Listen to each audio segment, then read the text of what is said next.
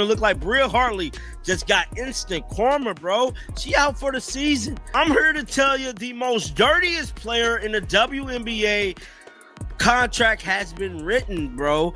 And I'm here to tell you she's out for the season. Yes, you heard me correctly. Yeah, man, Bria Hartley.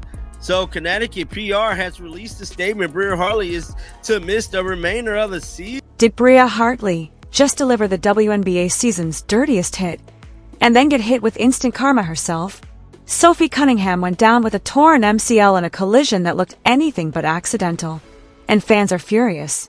Fresh video even shows Hartley grinning right after Sophie fell, making it look worse. Now, in a twist nobody saw coming, Hartley is out for the season too. Coincidence? Or the basketball gods serving up instant karma? Let's all wish Sophie a speedy recovery in the comments. This picture is going viral with Bria Hartley with the sinister grin, right? This malevolent look that's on her face right now, clearly smiling after injuring Sophie Cunningham. From the very start, the play didn't look clean. Sophie Cunningham took the full brunt of the contact, collapsing to the floor and clutching her knee. She didn't even try to get up. Teammates circled, trainers rushed in, and the arena fell silent. Sophie was immediately escorted to the locker room. No usual rebound, no pause, just the severity of the moment. Her reaction said it all. Everyone watching could feel the difference. That just occurred. That's like she tries to slide over right there, and Hartley just kind of falls and makes collision with that lower leg. You see her immediately grab it. And she went down hard and was clearly in a lot of pain. But it wasn't just the injuries fueling the outrage. A photo immediately went viral. Bria Hartley grinning while Sophie lay on the floor, clutching her knee. Call it a smile, a giggle, or something else. Fans saw one thing. Hartley seemed to enjoy the moment. Within minutes, the image was everywhere. Suddenly, the conversation shifted from the hit itself to the question of intent. Oh, and Cunningham is down. My goodness.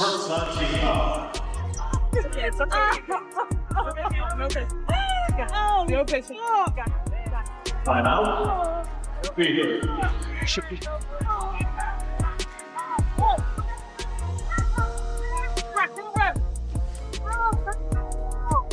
Scary moment as we went to commercial. Sophie Cunningham hit the floor hard, and she is being helped off the floor, heading back to the locker room. The reaction was clear. If it were an accident, Hartley wouldn't have smiled. Fans agreed. The photo spoke louder than any statement ever could. Intent didn't even matter once the image went viral. Sophie's attempts to downplay it fell flat. The public wasn't buying it. Physicality is part of basketball, but joy at another player's injury? That crossed the line. Sophie Cunningham, let's be clear here. Sophie Cunningham was targeted. Let's be very, very clear here. But Sophie Cunningham was flat out targeted by a dirty Hartley had faced criticism before, but this time the viral photo made it personal. Journalists called it the season's dirtiest play. Fans demanded accountability, and the league faced scrutiny for inaction. Her grin cemented her reputation. Careless, provocative, and unbothered, Sophie Cunningham became the latest victim in a pattern that can't be dismissed as a one-off. All kind of excuses to say that Bria Hartley is not a dirty player. Let me tell y'all something, man. Come on in here, man. Let me tell y'all something. If it quacks like a duck, walks like a duck, eats like a duck, it's a duck, man. Come on, man. She is the dirtiest player in the WNBA right now, winning the trophy. All right? Winning the trophy for it. Don't sit here and try to tell me Bria Hartley is not a dirty player. Earlier this year, Hartley grabbed Angel Reese's hair during a rebound tussle, a move fans immediately criticized. The video went viral, adding to Hartley's growing reputation. Later, Rebecca Allen was shoved, and again, fans called her out. Even without major league penalties, these incidents set the stage for skepticism about Sophie Cunningham's story. Fans wondered if Hartley's pattern would ever stop. Atkins, 7 to shoot. Cardoso rolls, catch. Cardoso over the top, can't get it. Reese fights for the rebound, and a foul, and this time gets a little chippy, and a shove on Nelson Adota. And listen, this arena, typically we'll see some ringside. By the time Sophie Cunningham went down, Hartley's pattern was clear. Past hits, the Reese hair pull, and the shove on Allen made her smirk impossible to ignore. Fans and Sophie's family criticized the league's double standards. Hartley faced no consequences, while Sophie had been penalized. Outrage boiled over. If nothing changed, players would keep getting hurt. Put this up about an hour ago. He said to all of those defending Bria Hartley, look at what she liked on Instagram. Emo, she's the dirtiest player in the league and should be kicked out. Most recently, Sophie Cunningham has been hurt with the knee tear and is out for the season. Look at this. Look at this. Now, Bria is the definition of consistency. Now, this is her liking this. This is her liking this post. Y'all see that? Breezy, 1414, and others. Bria is the definition. She's liking this post. Look at this. Death taxes and Bria Hartley always being at the scene of the crime. Now, that's her choke slam. The internet erupted, demanding Hartley be suspended, citing her past careless plays. Fans had already labeled her a dirty player and Sophie the victim. But before the WNBA could even rule, the story took an unexpected twist. Indiana Fever fans wake up pissed off today. Pissed off. Not only are we getting assaulted, but they're smiling about it. This is the 6th time they've smiled, laughed, and cheered on our Indiana Fever players getting assaulted, getting injured. And it pisses me. Fans expected the league to act, with suspension talk dominating discussions. But before any ruling, the story took an unexpected turn. Bria Hartley's season ended due to a meniscus tear in her right knee, sidelining her for the rest of the year. The timing was uncanny. Maybe you should focus her sister. Maybe you should focus less on fining players for commenting on your poor officiating and more about hiring officials that are capable to call a consistent game and protect your athletes. Pathetic. Praying for you. The only good thing positive surrounding Sophie Cunningham coming out of this game, she looked in good spirits in the locker. Fans couldn't ignore the parallels. Sophie Cunningham had been sidelined with a torn MCL, and now Hartley herself suffered a severe knee injury, ending her season. Both players faced long recoveries, but for Hartley's critics, it felt like instant karma. Bria Hartley deserves zero benefit of the doubt. And Sophie Cunningham's family not too happy. I believe this is Mama C. Hartley is a disgruntled player having trouble everywhere she goes. She's playing mean and plays out of control. Looked out of control. Social media erupted with the instant karma narrative. Fever fans who were furious days earlier now cheered. Hartley's season-ending injury was framed as the justice the league wouldn't deliver. Poetic fairness, retribution, or irony. Supporters called it the basketball god stepping in. Connecticut Sun guard Bria Hartley will miss the remainder of the season due to a meniscus tear in her right knee. Injury sustained during team practice. You got hurt at practice? Hartley is expected to make a full recovery. So you mean to tell me her own team hurt her? Oh my God. Her own team hurt her? Oh man. Oh dog. This is funny as hell. I should laugh. But damn, dog.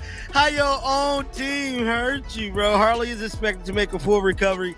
Additional updates will be provided. For Connecticut, the irony stung. Hartley's injury cost them a key rotation player during a crucial stretch.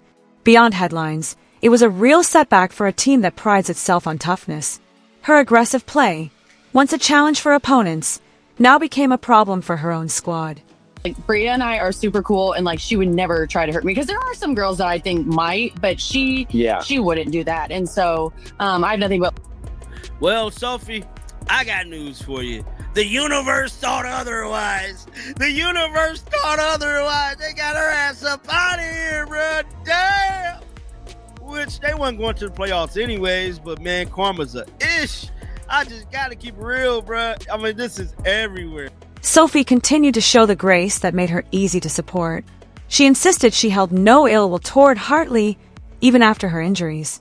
Her composure contrasted sharply with the online outrage, cementing her as the dignified protagonist.